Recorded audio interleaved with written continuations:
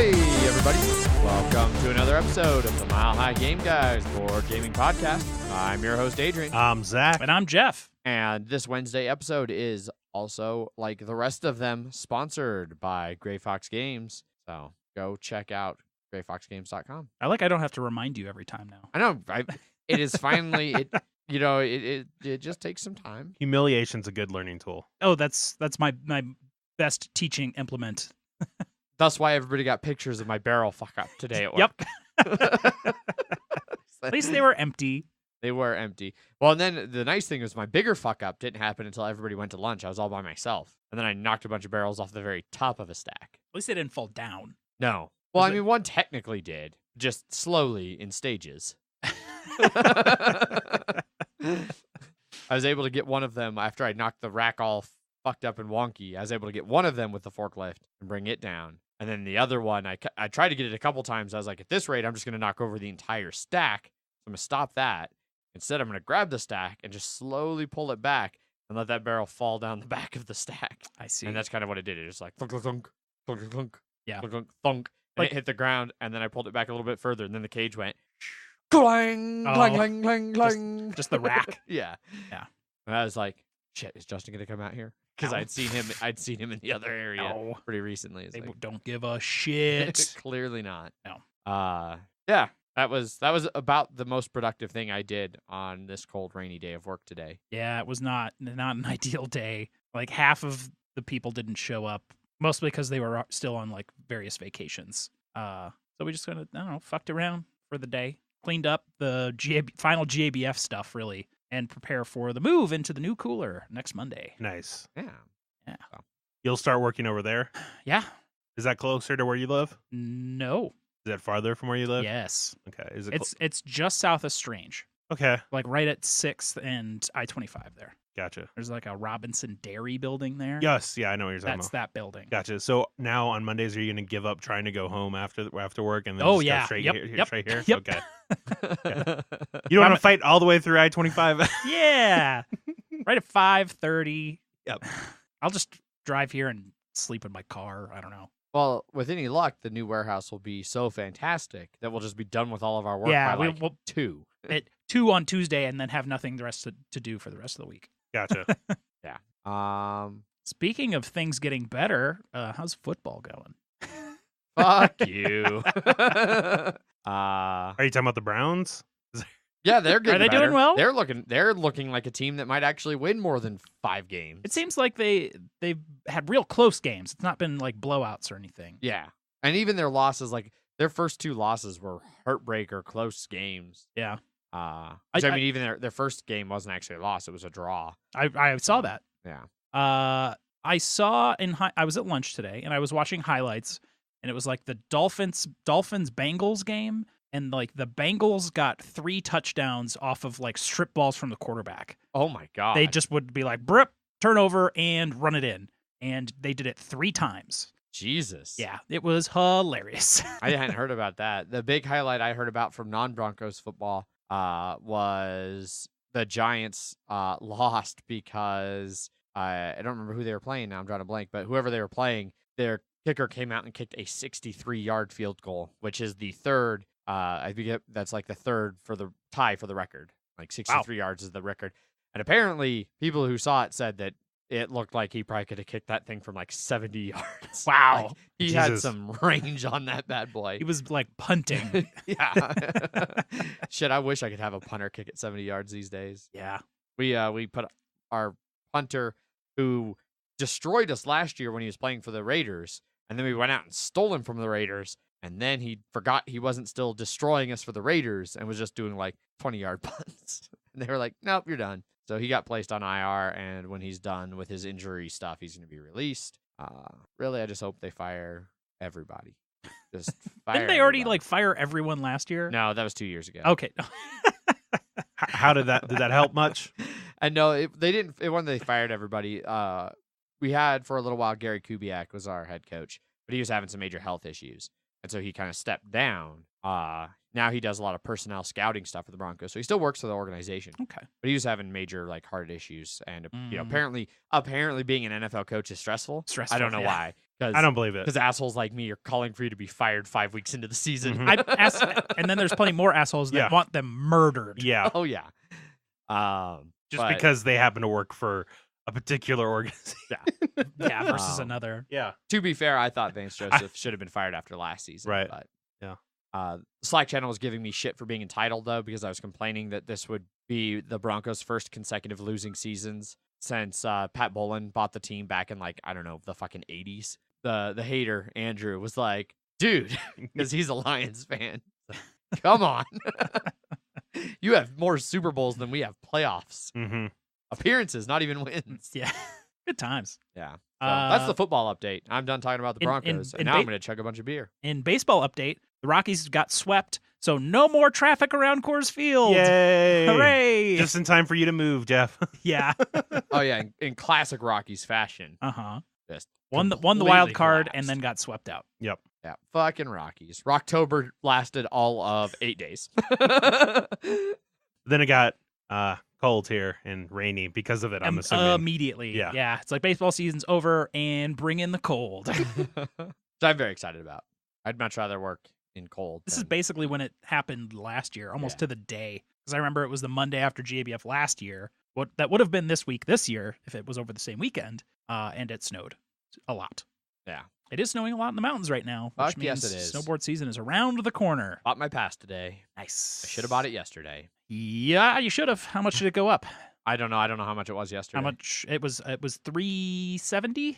Oh, then see, and I thought this was the case. When I logged on, it must be because it's Columbus Day and they didn't have their web people working, because it definitely still, when I logged in, said, buy now, prices go up October 8th. And I was like, $369, done and done. Yep. So sweet. I got lucky. Yep. 'Cause yeah, I bet it's going up like $50. I wouldn't be surprised if it goes up $50. Wow. Keystone A-Bay? Yep. Nice. Megan got Epic Local, so she can go ride during the weekday with Ant at like Vale and Beeve. Yeah. So That's what Katie got too. nice. I didn't know Katie rides. Skier. Cool. She didn't own the condo? No. Anyhow, Guest fees. That's what they're there for. enough of all that shit. Yeah. Let's talk about board games. We've talked about Denver weather and sports. It's been a while. It has. It has. You're reaching the time of year when those are going to start coming back. So all the listeners we gained over the summer are like, what the fuck? Like, yeah, this is part of winter. Those like 7 guys. Me bitching about Broncos, and Jeff and I talk, either geeking or bitching about a lot of snow or lack of snow. Mm-hmm. And Something along those Zach lines. just Staring at rolling walls. Yeah. Staring at walls. Anyway. It just gives me more time to actually do shit on my phone while you guys are talking. Yeah. writing up the rules for later. Exactly. So let's start with you, Jeff. What games have you played recently? Spider-Man on the PS4. Mm-hmm. So not board games just yet. No. No. Went through and finally beat the story of that. Still have to go back and get everything else done. I did take your recommendation and went through and actually did a lot of it while I was actually playing the game. Yeah. Now it's just kind of like the bases Mm-hmm. and the like million secret photo spots Yeah. that don't show up on the main map, but only the mini map as you're going through areas. If you have a certain suit or a talent Gadget. equipped. Yeah. Which I do. Okay. But like, what happens when I get down to that last one? Am I just gonna have to swing across that whole fucking city looking for that last one? That's what I did. Oh Jesus! Yep. I did a grid system. That's gonna be a while. Yeah. Is that an achievement trophy? No. Okay, but I mean, it is you a suit. percentage. It gets you a suit too. Oh, So I didn't think there was another suit. yeah, it doesn't show up until Okay. it's a secret. It's a Alright. secret, Jeff. Alright. So it doesn't Alright. even show up. Okay. No. And I'm curious if you get that if you platinum it, let me know when you do so I can tell you how I platinumed it. Noted. Yeah. Got to the end. The end is real rough. Yes, it is. Emotionally. Yep. It is a rough ending. Mm-hmm. But I do have to say it is very unique, and I have never seen it in any other Spider-Man type stuff Yes. before. So I was like, awesome. Mm-hmm. No, I think they did a really good job with the story on that game. Yeah. I then they'd had many post-credit scenes, just like you would do any Marvel thing. Yes. And they're just basically they have blown the doors wide open for like Spider-Man 2, Mm-hmm. Yeah. Electric Boogaloo. Yeah, seriously. I wish there was more Sinister Six in there. You kind of just fight them 2 at a time. Mhm. I do like that it was 2 at a time instead of just one, because then I'm like, all right, well, you have to go fight the Rhino and blah, and it's just like, no, it's the Rhino and this guy, and you're like, They each have their own unique shit that you're like, okay, avoiding all at once and being cool Spider-Man things. Yeah. It would have been nice to have a little bit more padding in there where you fight him a little bit, just Yeah. because. But it's basically you see him once and then that's it. Yeah. But all cool. Mhm. Like, hey, here's like every villain you love from Spider-Man was in this game. Not all of them. Not all of them, no, but I'd say like there was a major one that wasn't in there. there's they're all building. They're building to that next one, and when they reveal in that next one, everyone's just gonna jizz their pants.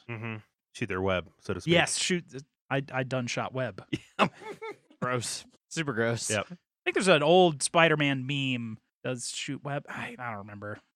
I think it was a 4chan thing. Probably. It's always Spider-Man sitting behind that desk. I played a lot of Brass. Well, here, how about this? Look, Okay. before we do that, All right. before I actually move into the, I'll talk about my video game that I played real quick. Okay. All right. I got Assassin's Creed Odyssey. Oh yeah, that came out. I heard it's like one of the most played Assassin's Creeds in a while, like from Steam numbers. Oh. The Steam numbers are through the roof. I wouldn't doubt it. They're definitely transitioning with Assassin's Creed Origins to action RPG, like a third-person action RPG, sort of like The Witcher. Yeah. And it's full bore into that style of game. You have multiple dialogue options, like branching stories because of that. There's like a there's war. romance and stuff now too. Okay. So yeah. There's like a war that you can choose sides yes, on. the which is probably the branching part Athens of it. and Sparta. Yeah. Okay. It's been good so far. They brought the ships back because you're you can have ships now. you can have ships, but they do have those sea shanties, but Greek instead. Okay.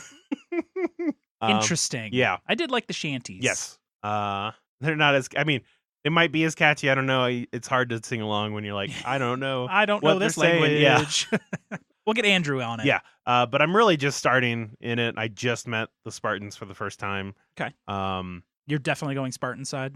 I don't know yet. Okay. Probably. All right. But we'll They see. seem the cooler. Yeah, I've heard it. They don't paint them as a here's the good side and here's the bad side. Yeah. Like More most of things. here's two sides of the war. Yeah. Choose. I would definitely say I am actually playing on hard, so maybe that's the reason why. So there are like they're called mercenaries in this. They're called something else in the previous one, but they're like bad guy, like just little. I've heard it's similar to the Shadows of Mordor. Yes, Nemesis sort Nemesis of guys. Yeah. system. Oh. Yeah. Okay. They have these guys, and I first tried to fight a level 5 one when I was level 3, and he would 3-shot me. Okay. And so then I fought him at level 4, and he would 4-shot me. Uh-huh. And so I was like, all right, let's try it at 5. And then I was actually able to put up a fight. Okay. And I was able to kill him. So I was like, it is, at least at hard, you want to fight him at your level. Yeah. And even still. Or get good. Yeah. Well, one of the problems is that, well, not a problem, but you don't have a shield, so you can't block. You can parry and dodge. Parry requires you to hit it at the right time, and dodge requires you to hit it at the right time. Mm-hmm. So there are a lot of times, like, because you can't really be defensive and like block until you get an opening. You would be like, I'm standing there, and I mistimed my parry, and now I have half health. Now I'm dead. Shit. Yeah. But I did get the Sparta kick. Nice. Yeah. Which, I saw that in a commercial or Mhm. something. and I like how they say you can use this to just knock someone off a ledge or something, and then you're like, all right, I don't have to worry about them anymore because they dead. Because they're going to hit that ground real hard. Yeah. But I'm looking forward to playing more of this. I've heard it's quite good. Yeah. I will probably wait until I can find it for $30-ish around Black Friday. That sounds good. That seems to be the tradition for all the Assassin's Creed games. Yeah. Because I think probably Nick or Richard are going to be borrowing it from me until I still need to play Origins, Yes. so I can just go ahead and grab that one. I have Origins. I can just let you borrow I just that. I have to check back in Spider-Man. Yeah. And then check out Exactly. Origins. Yeah. And then fucking Red Dead Redemption is coming in at the end of the month. That's and true. It's like, fucking hell. Yeah, the world's going to be over. Yeah. It's going to be a video game podcast here pretty soon. Mm-hmm. Because we're going to be too busy playing Red Dead Redemption. Yep. And you really need to get yourself a fucking PS4, man. Well, he can play Red Dead on the Xbox. I know, but then you can't posse up. That's true. But then again, as soon as he tried to join us in an online game, we would immediately stop playing. All that money wasted on Overwatch. Yep. And I just got a free copy of that, actually. the Humble Bundle had it on nice. this month. So, yeah. Yeah. All right. Now we can do board games. All right. Board games. Beat BGs. Yes. Jeff, what have you been playing? A fuckload of brass Yes. and of its various varieties. Got some Blood Bowl in. Played some more Shut the Box this last week at Diebold. I don't remember where Eric saw that we were playing Shut the Box or how he knew that we were playing Shut the Box. He listens to the podcast. Does he listen to the podcast? Yeah. Oh, I didn't know that. But then I was also that makes me put into question every time. I was like, Jeff, you should contact Eric about that video card. Silence. Yeah. But we've been in communication Okay. about video cards. Okay. No, he sold it off long ago. Yeah. Okay. But he was looking on Facebook for different video card things. There was someone selling like a 1050 for like $90. Right. Ooh, 1050. That's a little. Yeah. Well, it's 1050 Ti. Okay. But I was like, I'll just wait for like a crazy deal. Yeah. But he had gotten some Shut the Box version. It was like $50 Shut the Box. It was very nice. Had nice wooden inlays and things like that. And it had some sort of like some United Railways or something thing stuck on it, which may or may not have been something someone just threw on there. I think I'd like shut the box at least once, maybe twice. I didn't get the perfect, not good score at least. That's true. Yeah. I think someone else was close. I think they shut one and then they got Snake Eyes. Mm-hmm. Yeah. So they weren't quite 13. They weren't quite 13 million. Mm-mm. Maybe 1 point something million. Yeah, sounds about right. That's also where it was really windy at Diebold that day. It was like crazy windy. Yeah, It because was blowing all the pieces off the board. it was blowing like cardboard pieces and wood cubes. wood cubes off of brass. Yes, it was. as doors were opened that we were sitting next to. Yeah. I I would have been really impressed if it started blowing off the iron clays. I'd been like, damn winds. It was. It did at one point. Did it? Yeah. Okay. I think it took the top one off a stack. Oh. The stack was like pretty like shit. Like it was hanging over. But Right. it gave it something Yeah. to catch onto, and it was like whoop, Yep. But then unfortunately closing that door made it immediately hot. hot. Yeah. Yep. a lot of bodies. Yep. It was supposed to rain as fuck that day, but it ended up just being windy as fuck. We weren't in on this other game that was playing next to us, but Black Orchestra was played with Bullshit Paul, Megan, Megan, Andrew, Wes, maybe. But they had a goddamn ridiculous Black Orchestra game. They went up to 9 assassination attempts on Hitler during the game. and still had like basically no suspicion. I don't Like, think they were maxed out on determination or whatever that thing is. Yes. Recklessness. Like they're all reckless. Yeah. But none of them were suspicious. I think one person went to jail the entire game and got like I thought out right away. I thought no one went to jail that whole game. Maybe not. Yeah. And they made it all the way to Act 7, probably 4 cards from the bottom of the deck. Hadn't run into the auto lose card yet.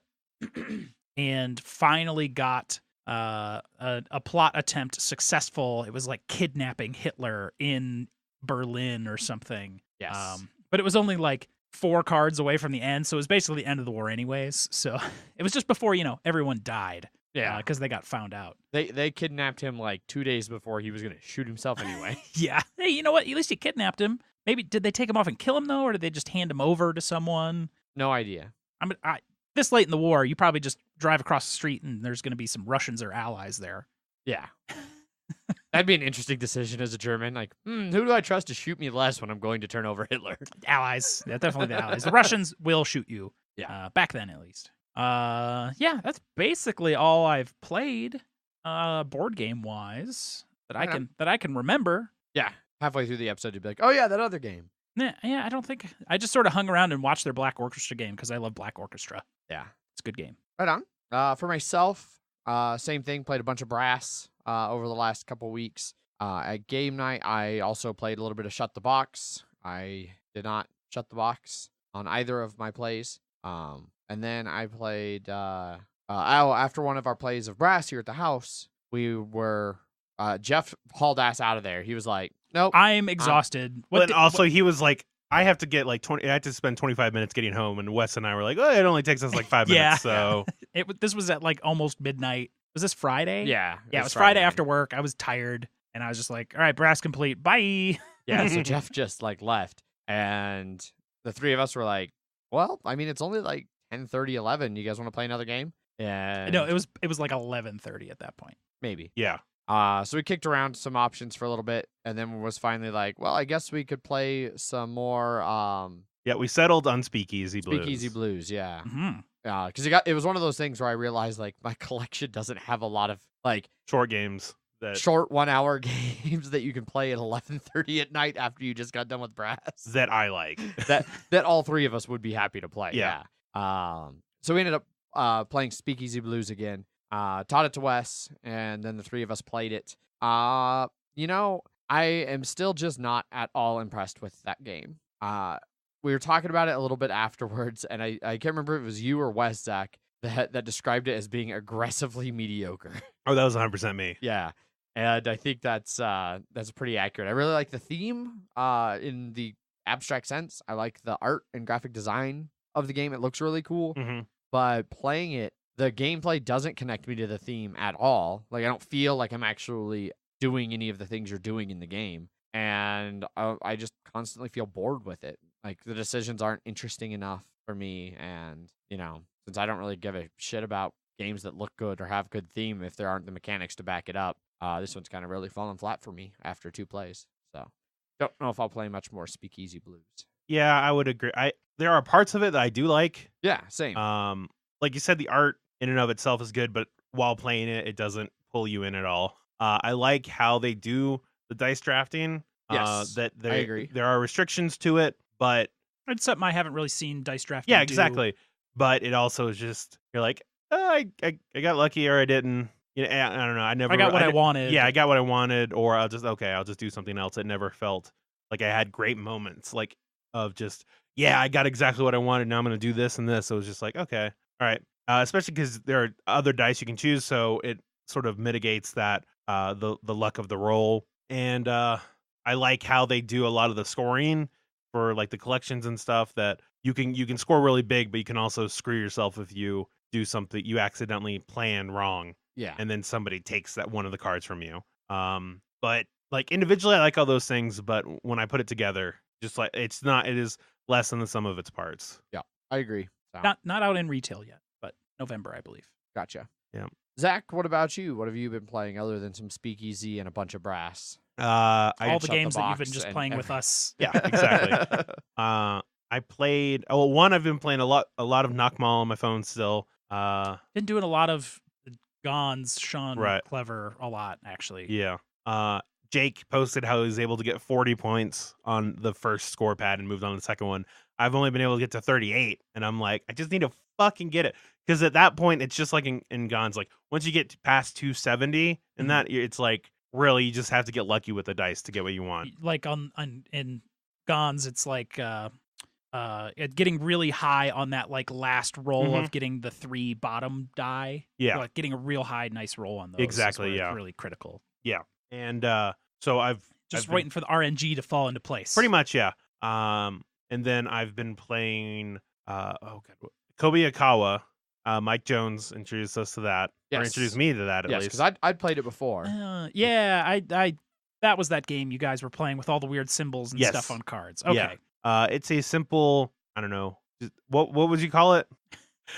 A card game. Well, I know it's a card game, but I don't know, like just a bidding, bluffing card game. Yeah, I guess. Basically, each round, everybody gets dealt betting. Betting. Yeah, sure. There are bluffing and deduction. Yeah, that's true, because there's just 15 cards in the game, 1 to 15, and then each round everybody gets 1 card, and then on your turn you can either and one gets flipped to the center at the start. Well, yeah, one gets flipped in the center, and then you can either choose to get a new card for the center, so you replace that one, or you draw a card from your hand, draw your card, put it in your hand, and you choose one of those cards to keep, and the other one to put face up in front of you, because you're trying to get the highest number overall, but at the end of the round. Everybody can put in money or whatever the tokens. You're like betting. You're basically betting to see whether you think you have the highest. Or no, because it's not a bet, because you put in. It's like ante. It's more like an ante. Yeah. Okay. Like if you want to be in on this, throw in a. Yeah. Yes. Yeah. But you want to have the highest number overall, but whoever has the lowest number overall on their card, they get to add in whatever that center card is. So say it's a 5 and the lowest is a 12. Is a 12, and then I have a 13, Jeff has a 14, and Adrian has a 12. He gets 17, and so he would end up winning. But if the lowest card is a 1 and that center card is a 2, that's not really going to matter. Yeah. And so you take those into considerations and stuff like that. But I don't know how many fucking times I had the 15 and then that last card to flip over in the center was a 14. And I was like, are you fucking kidding me? I ended up getting second place in that game, but I only participated in one bet. And the one time I did, I won. So I was at 100%. All right. So I ended up with 200% of I had 8 chips left when I started, because when you start, you had 4. Adrian ended up winning that one, but because so many times I was like, I got a nice card, and then a fucking better center card came out, and it's just like, well, it's not even gonna matter then. It was okay. It was it only goes like 7 rounds or something like that. Yeah, it So- plays real quick. Yeah, it's just, I would say it's a filler game, and I got the amount of entertainment I'd expect in a normal filler game. It wasn't spectacular or anything, but it was funny enough, but frustrating every time they flipped over that fucking 14 when I had the 15 in my hand. Yeah, I like Kobayakawa. I was happy to get to play it again.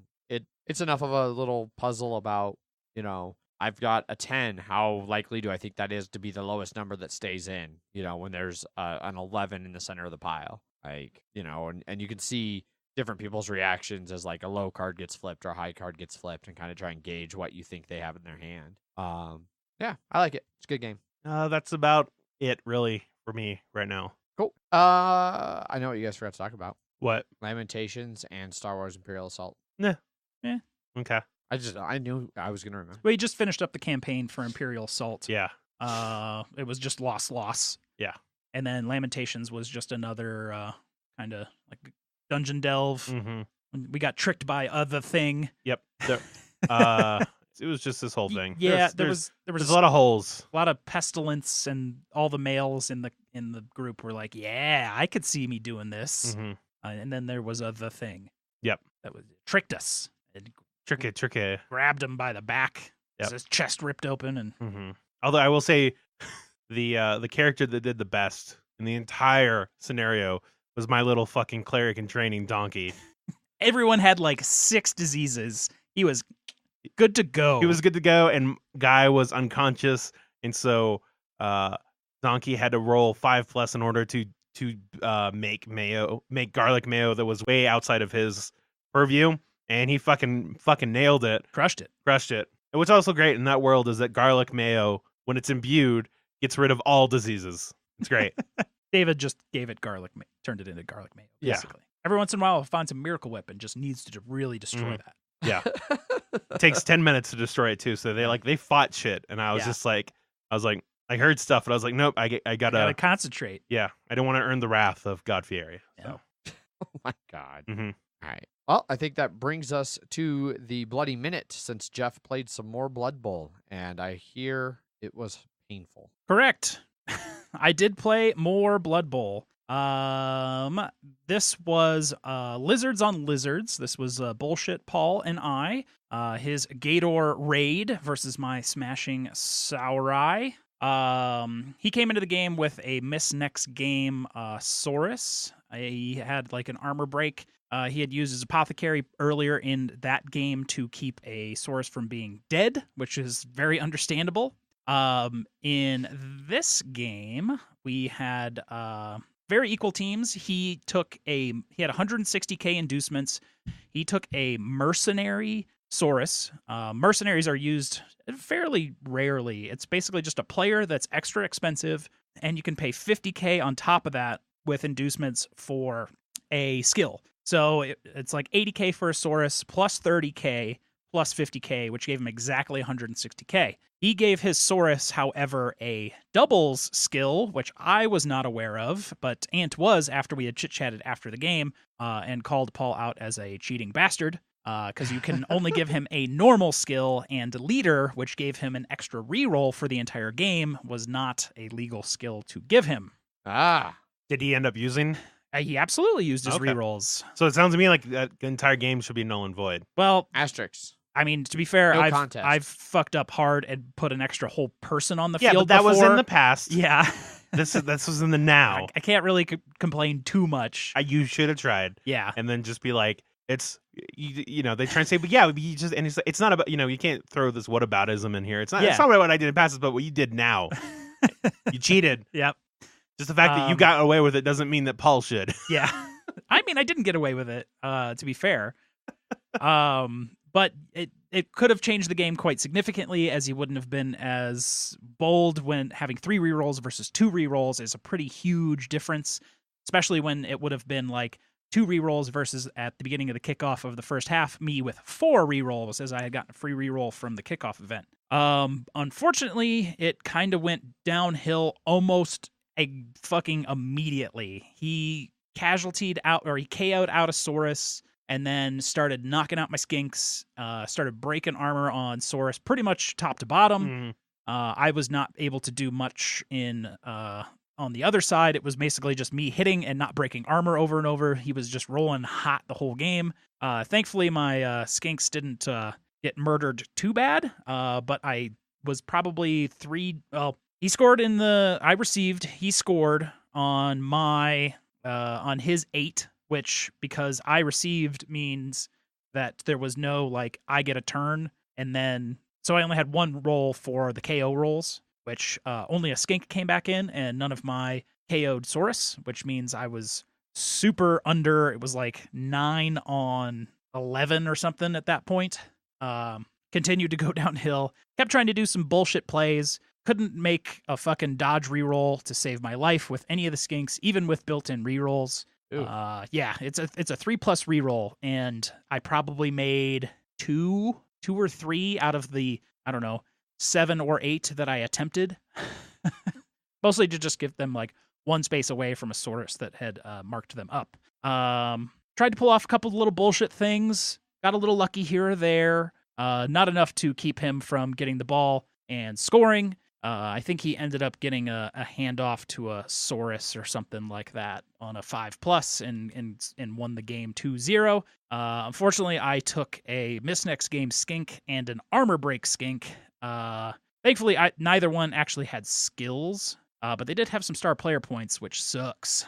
So that's probably a retired skink. Thankfully, my winnings have been fairly decent. I can just retire him and repurchase him pretty much immediately. 0-2 loss against another Lizardman team with an asterisk. Rough. Yeah. Who are you playing next? I am playing Phil in his Nurgle team. That's the guy that always wins, right? That's the guy that always wins. Okay. He had the 1 season of Skaven that just went season 1 Skaven all the way to the championship. Nurgle, that's a team where they need like 3 seasons in order to be good, right? He currently has like a total combination of let's see here. He has 2 casualties, 2 MVPs, and that's all of his star player points between preseason games and 2 matches. Gotcha. Yeah. Did Ant pull him aside and was like, look, dude, you need to do Nurgle just so you slow play it a little bit. Give everybody 1 or 2 seasons. I think he just really, so Games Workshop came out with a new Nurgle team in-house, and he just really liked them and picked them up and is playing them. Gotcha. Although I also would not have been surprised if you're like, yeah, he's for whatever reason already like he's undefeated with the Nurgles and they're super powerful now. No, he's currently 0-2 with his team in the regular season. Gotcha.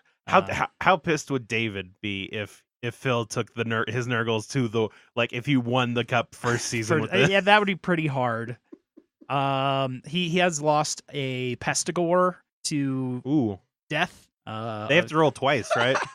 No, that's the Rotters. Oh, okay. Yeah. We lost him to death. I mean, it's what takes us all eventually. Yeah, it definitely took this Pestigore.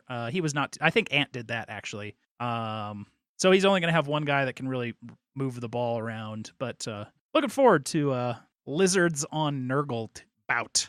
He doesn't have claw on his beast yet, so my armor should be, fingers crossed, doing all right. He has no skills yet. Going to get a couple inducements. Right on. Yeah. We'll be getting in our puzzle boards. I think Ant just put in the order for the Kill League puzzle pitches. Nice. That we'll be getting in here pretty soon. Looking forward to owning a nice pitch like that instead of just using the GW boards like I always do. They are much more compact. Gotcha. Reasonable space. Right on. because those fucking pitches for the other one are like 2.5 by 3 feet, like each. It sucks. It's exaggeration, but they're huge. They are quite large. Anyway, on to some news and Kickstarters, I believe.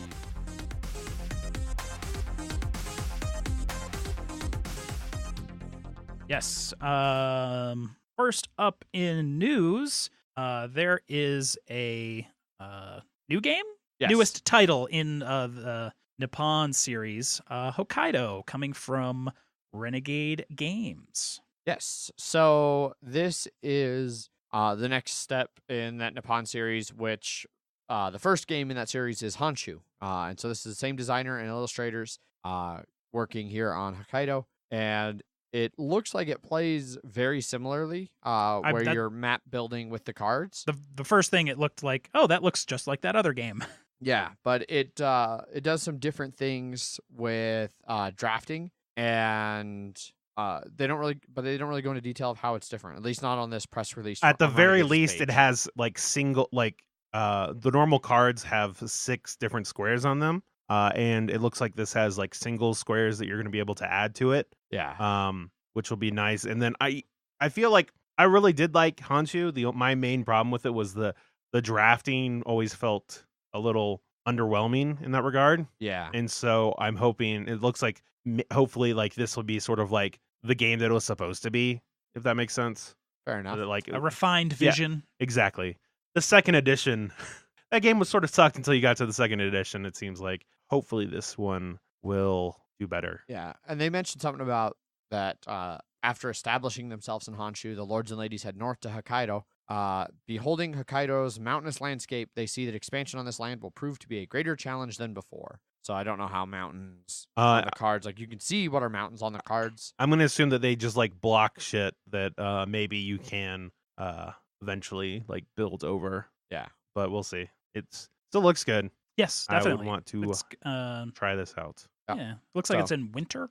Should release February 2019, and MSRP is going to be $25 on it. So it should be nice and cheap, just like Honshu was. Yeah.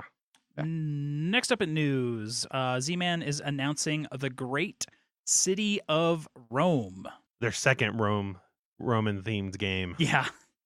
Yeah, so in this game, you take on the role of a master architect trying to rebuild Rome after, I don't know, one of the times it was sacked. One of the many. Yeah, and so it plays out over a series of rounds where you're going to be using worker placement to claim spaces on unique action strips to get building cards and things like that. And then there's a phase where you're going to be then placing the cards you've claimed out into your own little personal city area that you're building. Not a whole lot of information about the gameplay itself. They Seems like- do the worker placement thing. They use these strips where you can choose different actions, and then you're going to get resources based on the spaces between you and the Emperor. So like you can spend a lot of time sucking up to the Emperor, which gets you something. But going further away from him on the spot will give you more resources. So that can work out well for you. Yeah, it looks interesting. Yeah. $40 coming out 2019. Yep. So that's Great City of Rome. Next up in news is Or Rome. well, more Rome and also more Renegade. A new, not edition, but reprint, Yes. re-release of Trajan is coming from them this December. Yep. So I'm sure most of you have heard of Trajan. It is an old Stefan Feld game that has been out of print for quite some time. It balances politics, military, and trading. While the main mechanism in it is a rondel that you use to plan out your actions. I have not personally ever played Trajan, but I have heard really good things, and I like rondels. I think Kyle really likes it. Yes. I want to say this is his favorite one. It might be. I know it's a lot of people's favorite Yeah. Feld. So, From Sounding Board, Kyle. yes. Yes. That's correct. $70. Expensive game. Indeed. I mean, also I've seen it on the like top. It's in like the top 50 on BGG, something like that. I wouldn't be surprised. I know Yeah. it's a very popular game. Yes, I've heard it's very popular. Next up in news, there is a new Catan expansion coming out. Catan. Either or. Yeah, Catan. Catan. Catan. That is for charity, sort of well, not charity, but a support of the Crop Trust. Yes. So I think less expansion and more scenario. It's like Well, you have to own the base game. Yes. So it's kind of expansion. Kind of, yeah. So it adds kind of a semi-cooperative thing to it, where you're still expanding your network of settlements and roads across the island, and like Jeff said, you need the base version of Catan to play. But it includes a field hex that goes over the desert, and a bunch of crop tokens and event tokens, and so you need to harvest seeds from that farm and then start putting them into the storage vault to like save them for, I don't know, a terrible future when you run out of seeds. An actual thing that exists. Yes, the Svalbard Global Seed Vault, which I've heard is having all kinds of issues. I think they're doing like a remodel or something. Well, there was something where like there's a big ice storm or flood that like, I think that was it. Like it flooded because global warming and melting ice, and it wasn't prepared for it to like flood and then refreeze, and it busted a bunch of shit and caused a bunch of problems. So it's like, well, maybe your seed vault isn't really set up to survive the future we're setting up for our planet. But anyhow, yeah, they said there's some issues where if you overharvest, you risk damaging the environment and can cause a collapse of the food supply. So I don't know how that really works. Yeah. They also apparently had recently, and I missed this one, there was a historical Catan variant inspired by the Incan Empire that was released earlier this year. So yeah, I definitely did not see that one either. Yeah, this one should be out pretty much any time now with an MSRP of $25 and plays 3 to 4 players. So does not work with the 5 to 6 player expansion. Well, they'll just release the Crop Vault 5 to 6 player expansion that you can also get later on. Correct. Inevitably. Indeed. Last up in news, it looks like that Evil Dead 2 game that has been in trouble or is basically toast is maybe coming back. Yes and no. They turned it back to trying to turn it back just to regular bread. Yeah. Yeah. So Jasco Games has worked out some kind of a deal where they got the rights to Evil Dead 2. They got a bunch of the existing like components and materials from Space Goat, and are planning on launching a new Kickstarter to fund this new version. It's not the same game. It uses some same components and stuff like that. But they don't have access to the original game. Yeah. So it will be something entirely new. And they are doing something where they were able to get a list of all of the original backers of Evil Dead 2. And for everybody who pledges for one copy of the new game, they will fulfill to one of the backers of the old game, which I don't know how they're working that out from an economical perspective. Buy one, get one. They'll just double the price of the game. Obviously. And then I mean, they might be trying to shoot it to just be sort of like maybe not make a profit on it at all. Yeah. But it would suck if it was how many different backers? 6,143 backers. 6,143. If they sold 6,142 copies. It's like one guy. Sorry, guy. That was the deal. You're not getting it. Man, that was a lot of backers for that Evil Dead 2 game. Yeah. I Holy gotta shit. assume that they set their funding goal to where like it will only fund if they have enough to supply all 6,000. Maybe new Evil Dead 2 and maybe not a disaster. Fingers crossed. But Well, I think everyone would go into this fairly sour on it, but oh yeah. yeah, they'll have some. But Jasco, they're all right. That's it for news. That is indeed it for news. Moves us on over to Kickstarters. Yes. First up in Kickstarters is Expedition: The Future. This one is well funded. 21,000 of its $10,000 goal. 569 backers, and about 3 weeks left to go. And you can pledge for just the expansion for $10, or you can get everything that they've ever done for $40. Which is the upgraded base game and 2 expansions. Yes. So. Yeah. And the future expansion for $10 does require that you have both the base game and the first expansion, the horrors. So bear that in mind. But we've actually seen and sort of played Expedition at Gen Con, not this year, but the year before. We were all three there, and we went and kind of Yeah. talked about it. I feel like listeners would know that it wasn't this year because you said we at Gen Con. Yeah. Yeah, I know.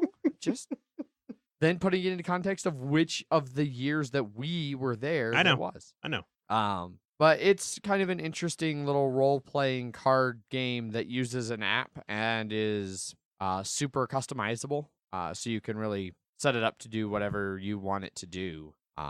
Yeah, and it's totally open source, the entire game and app and everything. The app has definitely been updated since we played it, or since even I last played it. It now has kind of a Chiwazi, like how many players put your finger down on the app, and then that way it knows like how many people are going to be playing. That's cool. And then you can go through various quests, learning things, and there's a bunch of stuff that is in there with since it's completely open source.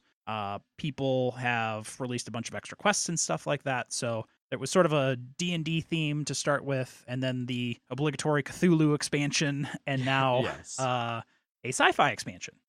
And it's sort of a, I don't know, not really choose your own adventure, but because it's a card game, but it's time-based. You have to plan out your moves and things like that while there's a timer going down. Yes. And you can screw things up depending on the scenario or combat if you don't get your actions and things down. Because you have to, like, on the timer, it gives you 10 seconds, and it looks like you have to figure out what you're going to do, and then everybody put their finger on there. Yeah, like when everyone's played, and then you have to put your finger down on the... Yeah. Yeah, and if you don't on get the your timer. finger on it by the time the time runs out, then you don't get to do shit.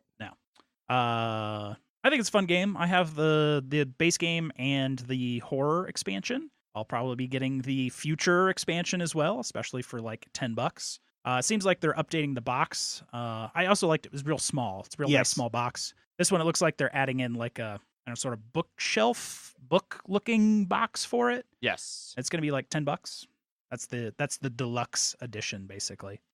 Yeah, he was a fun guy. Knew his stuff, that's for sure. Yes. Very passionate. Yes. And I'm glad this is very well funded already. Yeah. It's good to see that it's continued on. Yeah. Indeed. Next up in Kickstarters is Towers of Arkanos.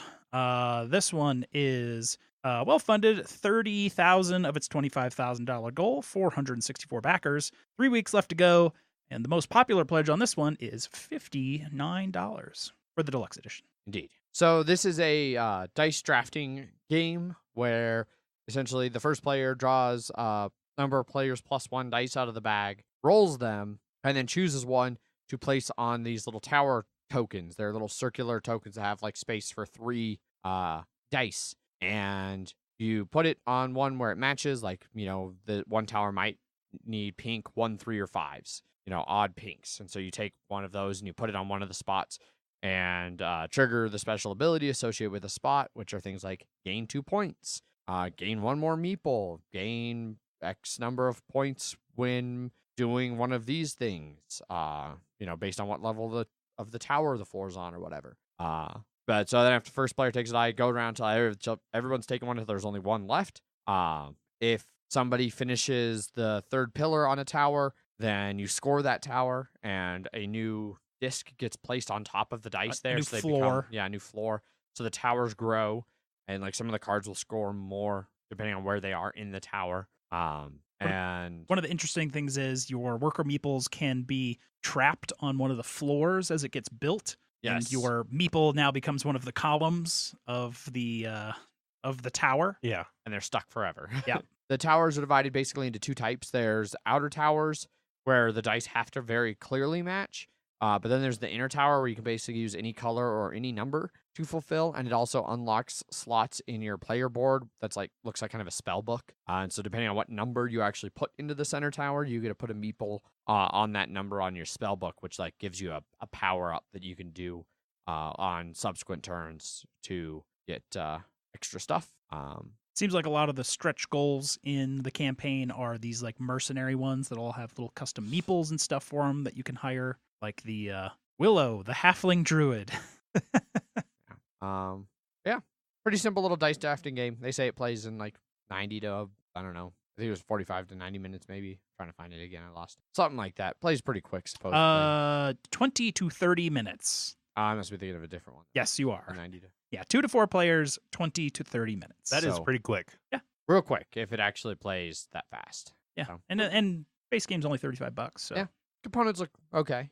Nothing super special. meeples, Regular meeples, multicolored die. good art design. Yeah. So that's Towers of Arkanos. Go check it out. Next up on Kickstarters is Space Explorers. Well funded, 23,000 of its $15,000 goal, 514 backers, and 2 weeks left to pledge this one, with its most popular pledge being $49 for the deluxe edition. Indeed. So Space Explorers is a 2 to 4 player game of tableau building that plays in 20 to 40 minutes. From the same designer as Viceroy, if you're familiar with that game. I am not. Essentially, you are each the head of an R&D department for a space research center, and you're trying to complete the most large-scale space projects. There are 20 of them in the base game based off of actual historical spacecrafts, 10 of them being American, 10 of them being Soviet, and they range from satellites up to manned spaceships, orbital stations, all that kind of stuff. And so you're going to be going around. It's a tableau building game. There's a center area with like scientists and stuff that you can take scientists from and send them to work on your projects. Specialists. Yeah, specialists. And so as you take specialists, you spend resources, which then as they come into your town, you are into your tableau there. You get to place them in different spots. And then if you have enough of the skills, which each specialist has their own skills, once you have enough skills, then you can launch one of your spacecraft projects. And so then you launch it, but only one per turn, max of one per turn. Basically, the goal of the game is to have 12 specialists, or your tableau full, and that's the end game, or the last project has been launched. Yeah. At which point you finish out the round, so everybody has an equal number of turns, and then you tally up points from project points and specialist card points, and see who's the winner. It's definitely got a good style. Yes. Yeah, I do really like the kind of retro-y art style. Retro-ish. 50s Yeah. space, Mm-hmm. but like realistic 50s space, not like here's ray guns and things like that. Yeah, no, I don't know. I don't know if I'd say I don't know. I feel like it's more like 60s, 70s. No. Well, I guess. Actual space was in the 60s. So Yeah, that's true. Yeah, and I feel like the art style, I don't know. I don't feel like it's 50s Americana. It's definitely a retro, but I feel like it's a 60s or 70s retro. Yeah. I wouldn't say 70s retro. Yeah, I don't see any disco in here. So No. The 70s were more than just disco. Astros. you would have to prove me wrong on that. I did want to mention one thing. Even though the deluxe edition is the most popular at $49, it adds a playmat and then it replaces the cardboard tokens with wooden tokens. So if you don't want those or they feel superfluous, you can get the base game for $29. Yeah. Which definitely seems like a good deal for the game itself. Yes. Everyone's real hot on playmats now. Yeah, And they it's really just- are. It's just barely over 50-50 split Okay. between the two pledges. Yeah. I always find funny the big play mats for the games that you're supposed, like the tiny epic games that have the mats, or the mat for mint delivery, Right. that you're like, well, then what's the point of having the game be so small if you have this giant ass mat? You can't take that with you. Yeah, that's kind of how I felt a little bit about the Welcome to mat. Like, I'm at least able to get the herbalism mat to fit in the herbalism box. Which is nice. Yes. So in that case, it's great. And it has a good layout for the cards. Yeah. But, like, the Welcome to mat, like, there's no fucking way you're fitting that in the Welcome to box. It's not happening. Especially once you've laminated the sheets and added dry erase markers. Like, just forget about it. So. I mean, it maybe if it fits, if it's just the original game that has no writing implements in there at all. Yeah. And you just have to hope that wherever you're playing, you can scrounge up enough. Apparently, that's what they want you to do. Anyway. That's Space Explorers. Yep. Check it out if that sounds interesting to you. Looks neat. Yes. Next up on Kickstarters is the Mezo relaunch. Games Mezo. This is a relaunch Kickstarter. Yes. Well funded, 161,000 of its $120,000 goal, 1,366 backers, a little bit less than 2 weeks to back, and the most popular pledge is $125. Yep, Was correct. So Mezo is a 2 to 4 player or 2 to 5 player. I'm not quite sure. Chieftain says 2 to 4 players. Tribe and Devoted says 2 to 5. I'm assuming those Probably are different modes of play. there's or another- expansion, maybe. There's a additional expansion in there. Oh, Yeah. I hadn't scrolled down far enough for that yet. So 2 to 4 player, 2 to 5 with the expansion. Game that takes 90 to 120 minutes. And it is an area control game inspired by Mayan mythology, where you take on the role of a powerful god and the tribe of followers. You will clash with other tribes for dominance, build step pyramids, and make sacrifices, all in the name of you. And it's the first big box game from designer John Cloudus, who did like Omen, Hemlock, and Neolithic. They have some rules up there. I didn't get a chance to read through them, so I don't know the exact details of how it plays, other than being an area control game with minis. Unless you get the tribe one, in which case it's they're just standees, so it's $55. That's one reason why it's $55 instead of the $125. Yeah, because there's a lot of real big minis in this one, actually. Yeah, which I mean, pretty. I'd say pretty well detailed too. Yeah, you can get some pyramid pieces as well. Also true. Oh, so which level you pledge at is how many people it plays. So the tribe and the devoted pledge both play 2 to 5. Because it has the expansion in it. Yeah, Yes. the chieftain pledge that does not only plays 2 to 5. Yes. Okay, now it makes sense. Oh yeah. You can spend an extra $25 to get plastic pyramid pieces. Yes. Because otherwise it's just cardboard stacking. Yes. Yeah, whole lot of components. The minis look okay. They're definitely huge, especially the god minis. Yes. Some of those I think look pretty good. Yes. And it looks like I can't tell if they're going to have like an ink wash on them or. Yeah, I'm not sure either. I can't tell if these are actual photos or digital renders either. They kind of look like photos, but Yeah, well, some of them just look like minis, but some of Yes. them look like minis with a wash on them. Like these ones here. yeah, I see what you're saying. Yeah. So I don't know. Definitely some cool looking minis, especially if you like kind of a Mayan culture look. Definitely not a theme of a game that you see very often, and especially in area control. Yes, that is true. Yeah. I'd say the standees, if you get that one, they look pretty good too. Yeah. So Yeah, they're full color. Yeah. So that's nice. so it's standees and then wooden pieces instead of a lot of minis. So I think this is Colossal's first after the Eclipse second edition Kickstarter not too long ago. oh right, yeah. That's Mezo by Colossal Games. Go check it out if that sounds cool to you.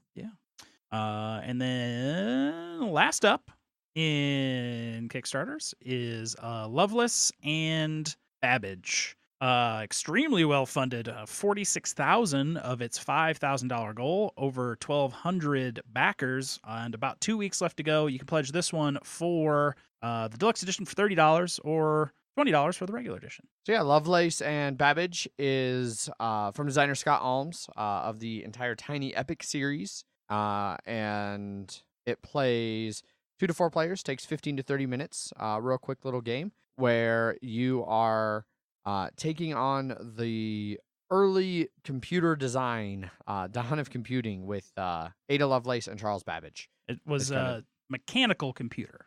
Yes. So essentially you are actually you've played it, right, Jeff? I have played this game at Gen Con, in fact. Instead of trying to read through the Kickstarter and tell you how to play the game, Jeff was at Gen Con and had a chance to play it. Jeff, how do you play Lovelace and Babbage? So you start as, I think there's like 4 different scientist decks that all have different powers on them, and then everything has a number at the bottom of it. There are 4 columns and 6 rows. To begin with, you only have the A and B row, but you always have the 1 through 4 columns. And the easiest description is it's a program and write game. So every time you get one of the numbers that's on one of your cards, say it's a 12, everyone always starts at 55. You have 5 programming actions to go down that are plus or minus 1, plus or minus 3, plus or minus 5, 10, 20, 50, multiply or divide by 2. So you're trying to use as few actions programming actions as you can by like plus or minus 1 is A1. So you'd write A1 at 55 minus 1, 54. That could be one of the cards. Then you want to get to like 21, and you're just doing all these math programming, basically. Then there's also these little scientist cards that are all scientists from the era. They have 2 different colors on them, colors / symbols. The first person to get to those numbers, because you want your powers and you want these, because it's sort of that kind of set collection from roll and writes where you want like a lot of a certain type of thing, and the more you have of it, the more points you get at the end of the game. The first person to get there gets the resource of their choice. The second person that gets there gets the resource of the one that's left, and then it flips over, and there's some other thing you get on the backside. It's just not as good. Okay. There's also a couple little like negative point spots, like, oh, I fucked up my math. So there's like literally a debugging box where you can, because it's all timer based, you can flip the timer and you can go back real quick and try and fix your math mistakes. Okay. And it goes through 4 rounds, and at the end of the 4th round, you can you sort of add up all your little points and how many of this or that you got, and you end the game. Well, I should mention, in between rounds, you fill up more columns. I think it's 2 more columns get filled up with a big random tile bag of a bunch of other crazy programming bullshit. So, like plus or minus 53, plus or minus 68. Go to 66. Yeah. Yeah. Or like reverse numbers backwards and things like that. Like There's swap the first and last. Yeah. Or copy the first to the second, or the second to the first. Yeah. It broke my brain the first time I played, or the first time I tried it. And then like after I sort of learned like how to play, like I need to write A1 plus 1, etc. Like once I got the motions down, the like mechanics, like on the second round, it like snapped into place. It was it was a real rough first round. I'm sure. Yeah. And it was Jonathan, a listener of the show, that was demoing that game at Gen Con. Nice. He was the one that gave us pennies for our Kickstarter push. Oh, right. Yes. Yeah. There are also subroutine cards, which some of them are kind of like take that-ish, like choose an opponent to take 1 less operation in this turn. That's the deck of cards that you start with. So everyone will have one of those. Okay. Each player has a set, and I believe they're all unique. Yep, they look unique here. There was a couple examples that were very broken at Gen Con that they were definitely going to change. But yeah, it was just like a fun little programming game. It was real snappy and very mathy. Yeah. I've been hearing really good things about it. I know Edward just recently backed it from Heavy Cardboard and was saying nice things about it. Yeah, I know you were pretty impressed with it at Gen Con. Sounds pretty cool. I really like the art style on it. I think that's pretty great. Yeah. One of the higher pledges for this is like a art collector's edition. It's got a bunch of art prints of the various women scientists from the era that are actually look pretty nice. And that's like at the $55+ one.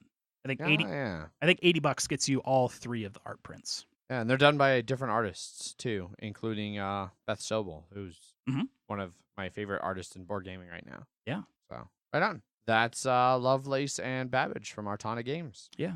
And I think the only difference between the regular and deluxe edition, which we didn't really go over, was it's some meeples and whiteboards instead of paper pad. Yeah.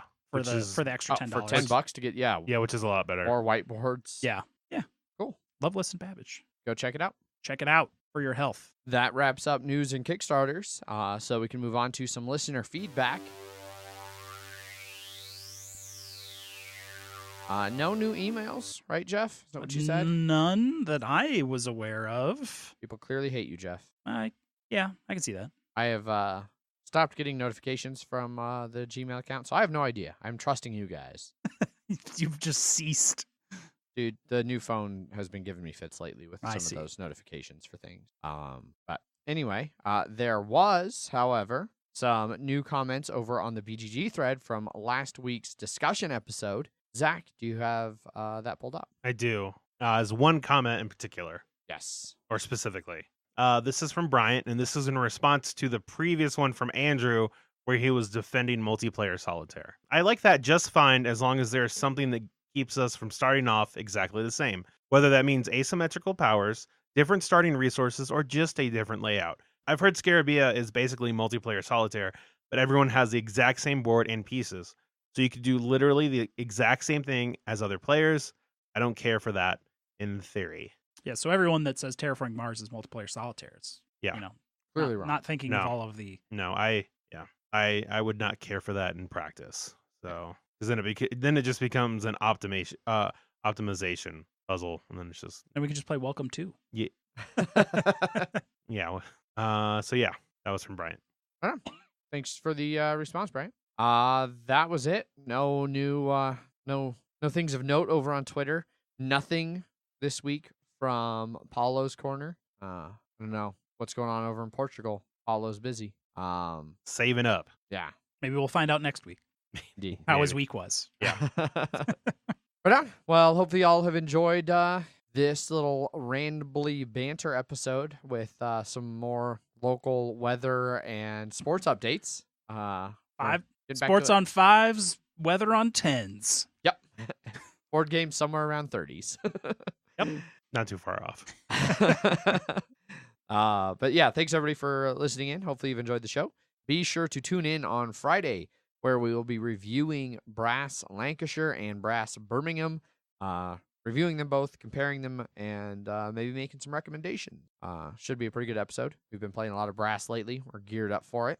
If you want to get a hold of us, there are multiple ways to do so. You can always send us emails. Emails at milehighgameguys.com. You can find us over on Twitter, where I tweet under @MHGameGuys. I am Zach_MHGG. And I am Jeff_MHGG. We have Facebook and Instagram /Mile High Game Guys. We have the BGG Guild with our episode posts for the Friday specific episodes up. You can go comment your thoughts and feelings both before and after those episodes over there. That's Board Game Geek Guild number 2731. And Well, I was gonna say we have we already have next week's one up where we're doing the questions. yes, So- good call.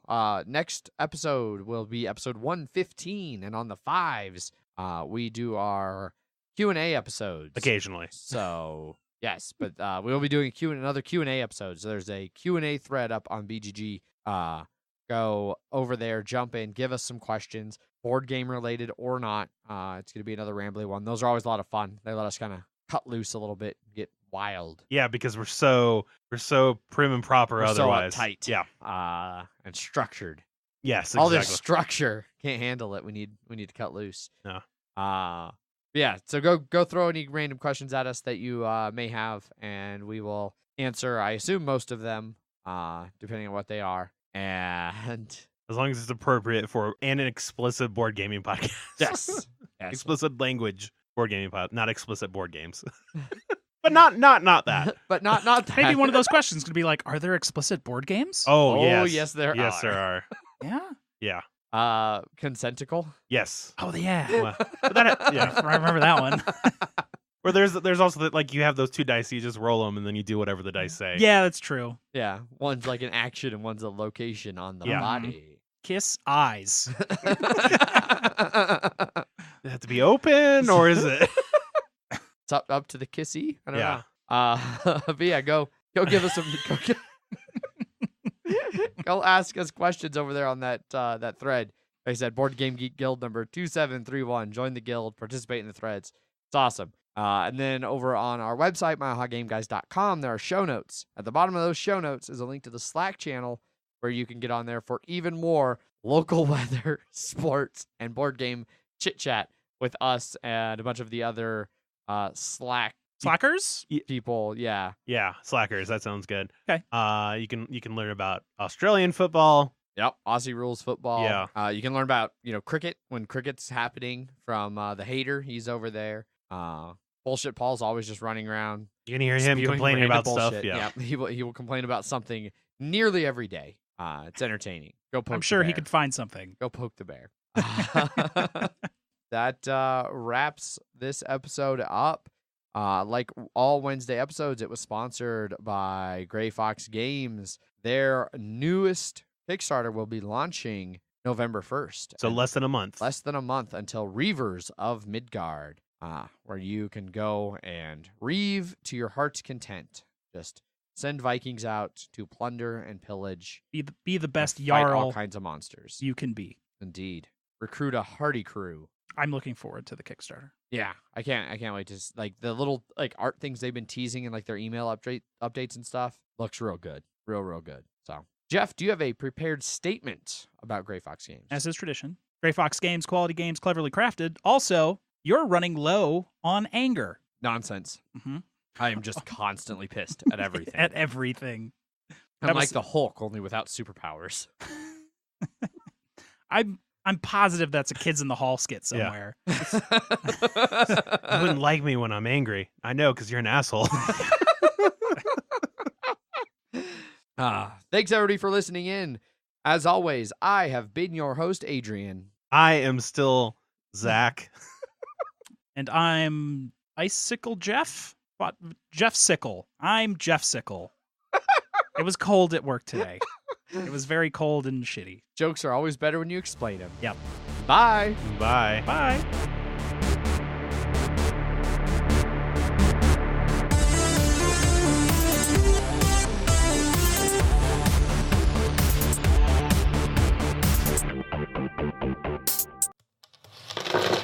Punchboard Media, where we all bring something to the table. Pull up a chair at punchboardmedia.com.